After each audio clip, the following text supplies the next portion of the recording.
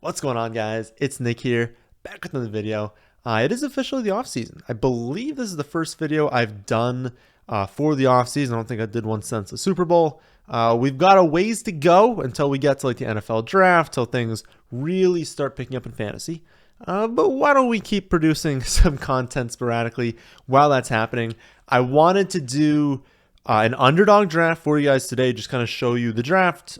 This is the one with rookies. So one I did a few weeks ago did not have rookies involved. Again, it is way too early to actually know where these rookies are going to go, but this is just a good test case to kind of see where they're going right now. And nothing was really like that absurd. Everything that happened kind of made sense.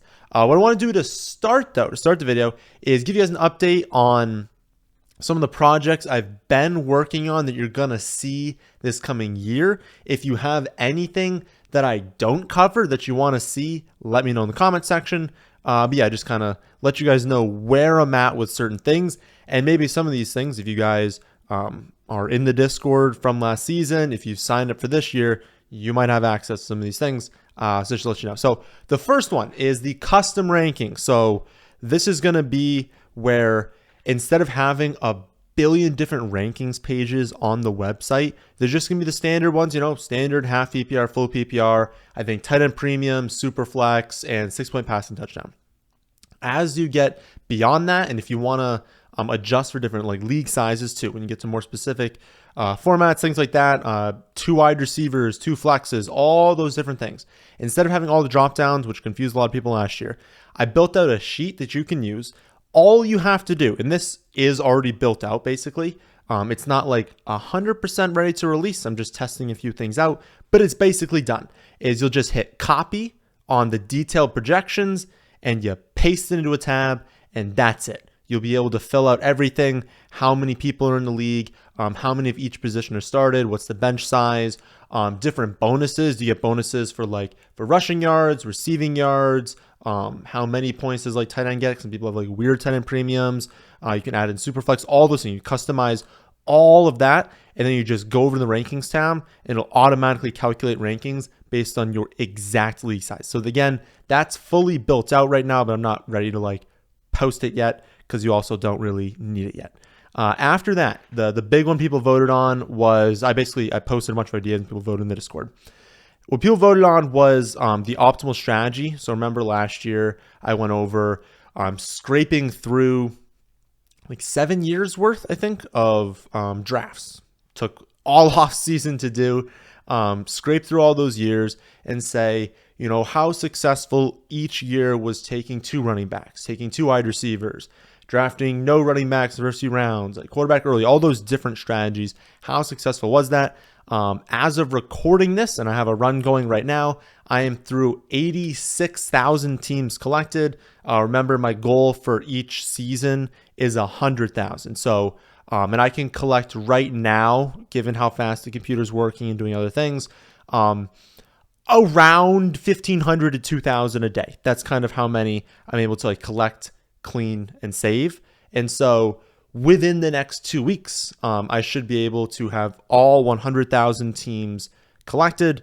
And then once you do that, it's actually pretty easy to run all the analysis behind that. I'm going to want to do this offseason was also to make better like visuals for the website to like really showcase how each year is different in terms of these strategies. And then what overall, if you combine all of the years into one, what the best strategies are. Again, you kind of saw that last season, but adding in another year of data, do things change? So again, probably like 2 weeks more of data collection on that, and then I'll get to play around with that after that. And I haven't been running tests since like the very beginning. I tweeted something out, I don't know, like a month ago, just what the beginning ones were. Since then, I haven't run anything. And that'll also tell us league winners. So that data is also used for like, what players, if you drafted and kept them, had the highest playoff rates, highest championship rates, but then also when people added or traded for players, how beneficial was that? People who drafted and then traded away players, like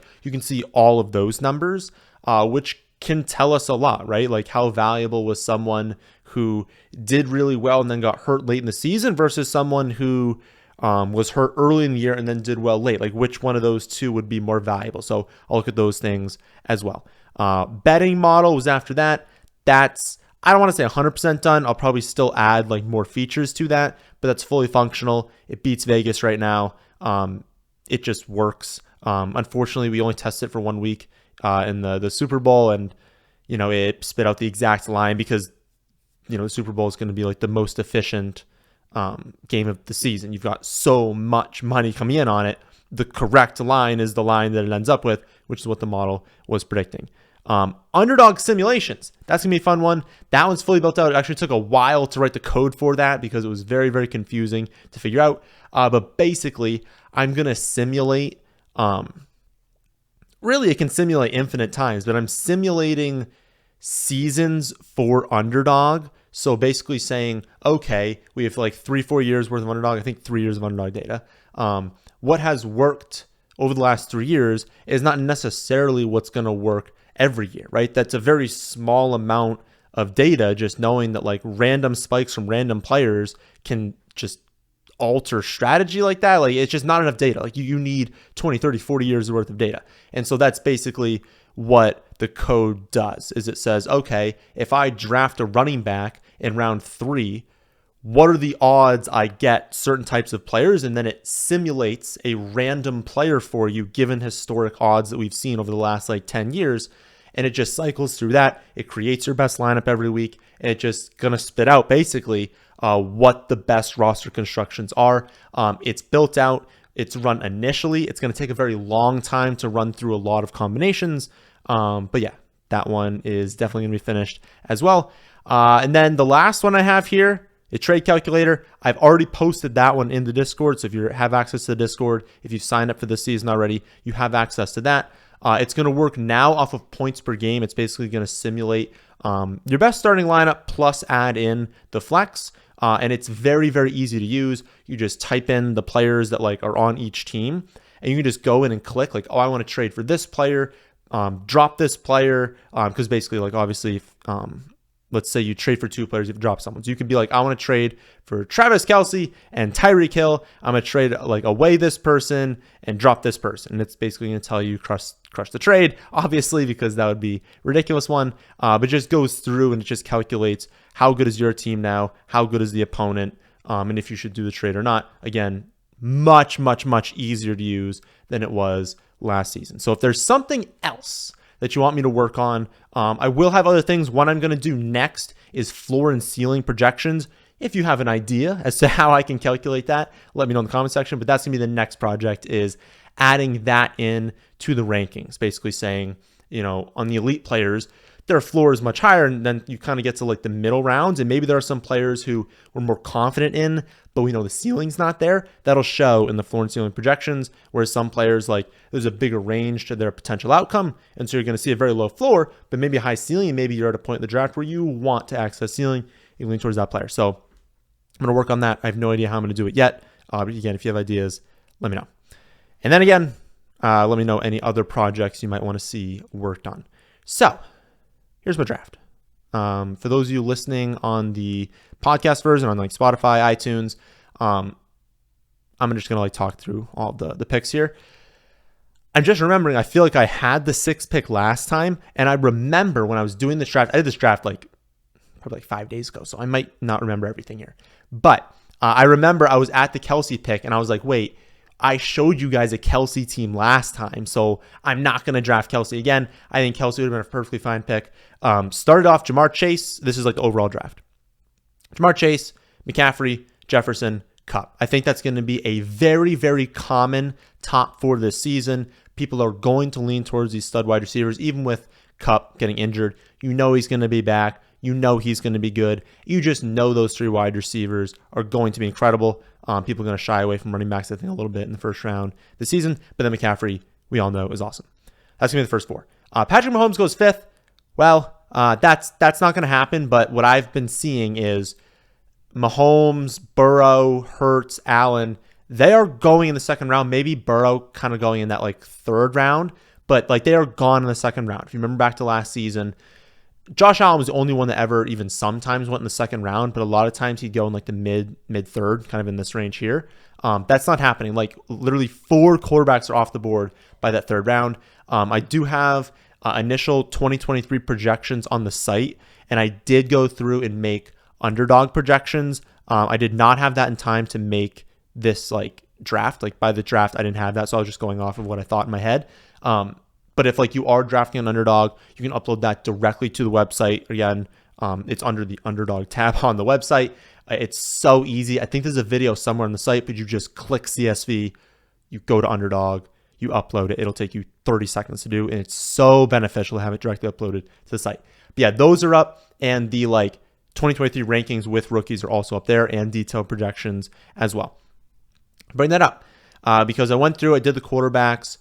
They are showing up very early, just not this early. So if ADPs hold and these 4 are all going, by the end of the second round, I would say it's pretty unlikely that I'll be pushing heavily towards drafting them. And I would just say, like, if they fall into the third round, grab them. But like, at least right now, maybe things will change. I don't want them right now again. And it's not that I don't want them. It's just, 5th overall from Mahomes, like I'm not doing that. 13th overall for Josh Allen, I'm not doing that. Hurts a little bit more realistic. But hey, what if they take away the sneak play, right? If they take away the sneak play, I actually have to go in and just tank his rushing projection total. And that might just bring him down to where you have to go third round because he's not going to have as many rushing touchdowns. But anyways, the strategy I went with in this draft was running back early. Shocker. I like doing those builds. And I liked the idea of this one because if you do the early underdog draft right now, there's 20 rounds. And so I thought it was more viable. Also, there was no one I really wanted at the wide receiver position. But I got to 6 and I was like, well, Eckler's pretty good at football, so let's take him, right? I get to 19, mid-second round. Derrick Henry's sitting there. And I would have considered, obviously, I would have taken all of those 3 wide receivers that went, like Tyreek Hill, Adams, AJ Brown, CeeDee Lamb, Diggs. They all go in the first round. I'm going to say Brown's off the board. So I'm sitting there like, okay, I could take Burrow, which I'm not going to do. I could take Mark Andrews, but it's a little bit early to take him. I could go with wide receiver, but you're taking like Waddle, Garrett Wilson, Debo. It doesn't feel good in round 2. Derrick Henry, is a beautiful best ball pick. Since I took Eckler, I don't need him to produce every week. He's a more volatile player. But he's a player that if we get into week 16, week 17, he could go for 150 and 3 touchdowns. And it's like, oh, you had to have Derrick Henry to win. Love players like that. And this is an ADP that we just haven't been able to get historically. So I go with Derrick Henry there at 19. At 30, I go Breece Hall. It's a risky pick. And maybe if I wasn't as confident in my first 2 picks, I wouldn't have done that. But it was another spot where I was like, okay, wide receivers come off the board. Like T. Higgins goes, Jonathan Smith goes, DK Metcalf goes. And so I could have gone with Olave. That was kind of who I was considering at that pick. I didn't really want to take him in the middle of the third round. I could have gone with Kenneth Walker and Chubb. Those were actually, I believe, on my board to take. They get drafted right before me. And so I looked at Breece Hall and I was like, you know what? If he's not producing, I think early indications are he's going to be good to go in week 1. But let's say he's not 100% until like week 7. Again, that's not the end of the world because 1, it's backloaded. All you have to do is make it advance into the next round. And then who cares what happened earlier in the season? You're just looking late. I just thought that if that's my goal is to ride Eckler and Henry for the first month or 2 of the season, Breece Hall gets added in there. I've got 3 stud running back 1s. I don't care about what productions come from anyone else. I thought that just set me up. And what I really like doing in the first 3 rounds is just getting to a build where you know what you want to do in the rest and you just gain some sort of edge. My edge here is that I don't need to touch running back for a very long time. Now, it can bite me in the butt if I get to the 4th round, 5th round, 6th round, and I keep getting really good values at running back. Then it was honestly a bad strategy and it's not going to work out. But my thought process was maybe I don't really like the running backs in those middle rounds. And if I can grab these 3, completely disregard the running back position for a very long time, use that as a strength, but then build up other positions to really be the really good attached to that with all these other picks in the middle rounds, it's a good strategy.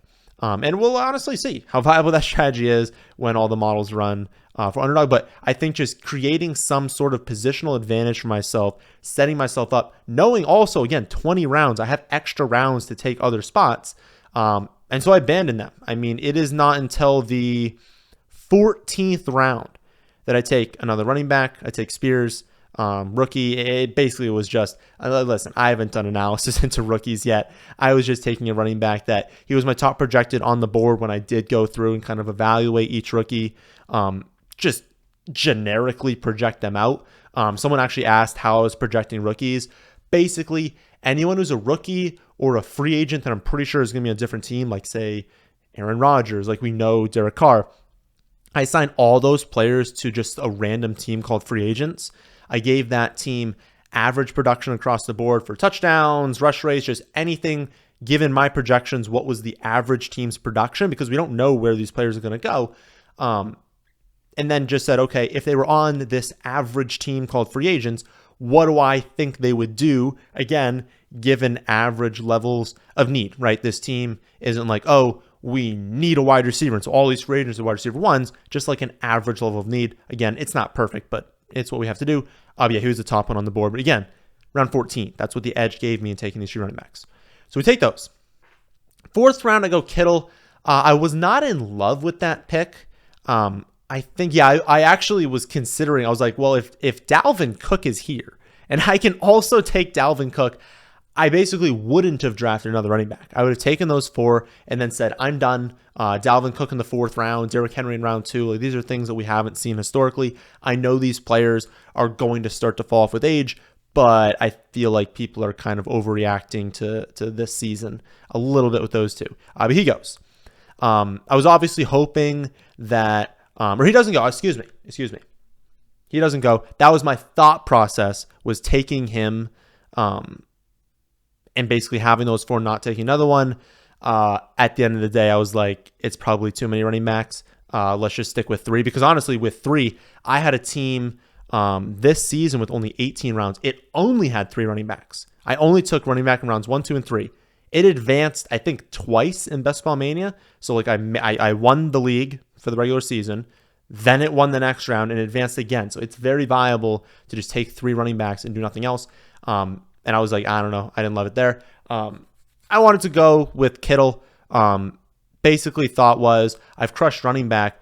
What if Kittle has, what if Purdy's really good this season? He comes off his surgery. He's great. We see Kittle produce, top 3 tight end numbers, have a bunch of spiked weeks, and now I'm crushing running back, crushing tight end, and then I just go after wide receivers, like high upside wide receivers after that. So that was the thought process. I think I wanted Godwin, but he got taken, looks like 3 picks before me. I would consider these quarterbacks, but it was never like a really high consideration. I really wanted Olave or Godwin. They both go. Considered Dalvin Cook. Ended up going with Kelsey. After that, I was like, okay, it's round 5. You can use the strategy of a billion wide receivers late to kind of simulate production, like saying all these guys kind of stink and probably aren't going to be that good. But if I can grab, 10 straight wide receivers starting in round 8, I can kind of simulate good production. But that becomes less and less viable every round you wait. Like, you do still need really good wide receivers. And so I was like, okay, let's hammer them out. Round 5, I go Pittman Jr. Round 6, I go with the upside of Jameson Williams. Definitely a player that could have a low weekly floor, but that weekly ceiling is going to be really high. So we like that, obviously, in best ball. I go Deontay Johnson in the 7th round. Maybe Kenny Pickett steps it up this season. We know Deontay's a good wide receiver. We know he's going to score a touchdown at some point. I think that George Pickens is going to really break out this next season, but Deontay's still very good. And again, second year for Pickett, last season rookie, this year second year. I think he can take some steps forward. And then Sutton, round 8, new head coach in town. I think we can kind of turn this team around a little bit. But even if the team doesn't get turned around, it's still round 8 for Sutton. He is still either 1A or 1B, probably 1B honestly to see the close last season. But not an alpha, but a really strong wide receiver on a team that still has potential no matter what we saw last season in round 8. That's a good spot. So then I'm feeling good. right? I've got my core of running backs. I can wait as long as I want at that position. I've got my tight end. I've got my wide receivers. But now I'm seeing the quarterback position. And again, like I talked about in the last video, I think people are taking quarterback too early. Lawrence in round 5, Dak in round 6, Tua, Watson in round 7. Like, I just feel like quarterbacks are going a little bit too early. So I wanted to wait as long as possible, but it got to the point where I couldn't wait anymore. And so we take Kirk Cousins in round 9. We take Jared Goff to stack with Jameson Williams in round 10. We take Elijah Moore. Another mistake. I think I took Cousins in the last draft and I wanted to take Osborne. I drafted Elijah Moore in round 11, which I think is a perfectly fine pick. But then I drafted him and was like, oh, wait, is Osborne on the board? I type it in. He is on the board. I'm like, hopefully get him in the next pick. And then the pick after that, he goes, I definitely should have taken Osborne to stack with Cousins because it would have been done, right? I would have had my Cousins Osborne stack. I would have had Goff with Jameson Williams. I could have really gone with whatever with the Derek Carr pick. But you know what? I might get bailed out because, again, I take Derek Carr in round 12. Does Derek Carr go to the Jets? I'm not really on top of exactly what the latest rumors are. I have to imagine that Aaron Rodgers or Derek Carr is who the Jets want. Like, I just have to imagine that's what they want. And so could I get lucky and get a Derek Carr, Elijah Moore stack here? Maybe. But this was really just saying these 3 quarterbacks are like appropriately priced, probably still a little bit too expensive, but they're at least appropriately priced. And if I didn't grab them, like even Bryce Young goes in round 11. Stroud goes in round 12. Like Kenny Pickett, round 14. Like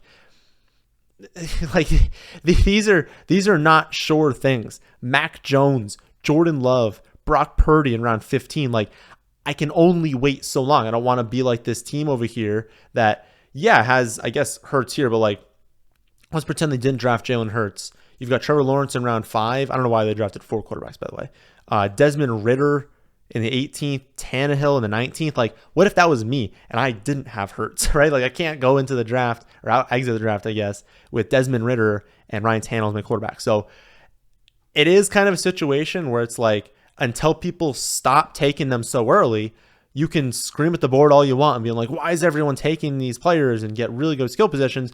But at some point, you need quarterbacks. And it's also going to force you to kind of draft 3 of them this early because I didn't know about bye weeks, right? So I didn't want to have the team just dead because the Vikings and the Lions both had the same bye week. And then also just like getting later quarterbacks, sometimes it's good to have 3. There was the 20 rounds. I was like, well, I get 2 extra picks. Maybe I should use one of them for quarterbacks that waited so long. But yeah, that's kind of thought process there. It's like, even if, yes, everyone's going too early and maybe Kirk Cousins is a reach, if I don't reach at that point, like, I'm not getting anyone. And I'm not going in with like Bryce Young and Sam Howell as my quarterbacks, right? So that's the picks through, what was that? We've gone through 12. The rest was just filling things in. I knew I drafted Kittle, but that I wanted probably 3 tight ends because Kittle gets hurt. Kittle's also very volatile. He's got that high ceiling, but like he can easily have a bunch of 2 for 20s. And if I want to win this league, I need that production. So I went with Gesicki in round 16, basically just saying I don't think he's going to be on Miami this season. He's still a very good wide receiver talent. Like he can literally play wide receiver as tight end, kind of a cheat code in fantasy. Miami didn't use him much in the beginning of his career. We knew they weren't going to use him this season. He just doesn't fit that offense. But if he signs with a team that, he does fit with and will utilize him to like best use his skill sets, he's a great pick in round 16. And then Juwan Johnson, nothing really like revolutionary here. Like he is a touchdown threat. He is a highly athletic, young wide receiver. I keep saying wide receiver for tight end. Young like tight end. And so if the Saints don't play like trash this season, and Juwan can, get the at least similar involvement as last year, maybe even takes a step forward, round 17, that's obviously like a good value. Like look at the tight ends that were going in this range. I don't mind like Jelani Woods late. I really wanted a Okonkwo. He went in round 12. It was just really, really early. There's a lot of players that I think are just like names people like that are going really early right now. I took those 2. I took Spears. I took Donta Foreman. I way over projected him when I did the initial projections just because I don't know, I had to give the production to someone. And like, if he walks into the season with it still being him and Chuba Hubbard, like he's gonna be way more productive than a 15th round pick. But I had him too high, so I had to obviously tank that. They could easily draft someone, tank his value, but you know what? He played really well last season, round 15. Why not take a shot on that? And then after that, close out the last 3 rounds. I just went with some wide receivers that I know can have a decent role. The Patriots are historically trash at drafting wide receivers. There's a chance even that Myers isn't on the team if he leaves. But even if Myers stays, like Parker is still like the X receiver for the Patriots right now. So you take him. Duvernay. I mean, they like Duvernay. I don't really know what they're going to do if they're going to be drafting wide receivers, but if they don't, he'll be a great pick in the 19th round. And then Matt Collins, you know, what if Aaron Rodgers goes to the Raiders, right? Like what if that happens? And you've got, you know, Matt Collins definitely at risk if they draft someone, but will that be their number one need? I don't know that it would be really. Like they'll draft a wide receiver maybe, but like if they went to the season with like, let's just say Rodgers in this hypothetical situation. Again, it's a 20th round, I can dream, right? And you've already got Darren Waller, you've got Adams. I would think if they went after him, like Jacobs is going to stay if they bring someone in. I think Jacobs would prefer to leave if they don't bring another quarterback. That's at least what he's kind of indicating right now. So if they've got Jacobs, they've got Waller, they've got Adams, do they really need to spend high draft capital on another wide receiver? Like, you know, Hollins played well. You've got Renfro being a really good slot wide receiver. Like, I don't think that's their biggest need. They could probably build out other parts of the team to help them more. So that was my thought there. Like I wasn't going to go with like Richie James or some random wide receiver that I haven't even seen in the combine that I barely know anything about. Corey Davis, like I don't think his career is being resurrected. I think it's pretty easily Elijah Moore and Garrett Wilson are ahead of him. I don't know. I just thought Matt Collins was a solid pick there. So that's the draft. Let me know what your thoughts are. And again, please let me know if there's anything else you want to see project-based from me. I have time until the next year. Obviously, like I'm still working every single day on these projects, but I'm starting to finish a lot of them. And so that's definitely good. I still have a good month left of these projects to like kind of complete all of them, but that only brings us to like mid to late March. And like, obviously then I'll have to be working on some of like the dynasty stuff and the rookie stuff, but I will have a little bit more time if there's another project people want to see. So that'll do it for this one. Hope you all enjoyed. If you did, how about hitting the like button? How about subscribing to the channel if you're new here? Thanks for watching.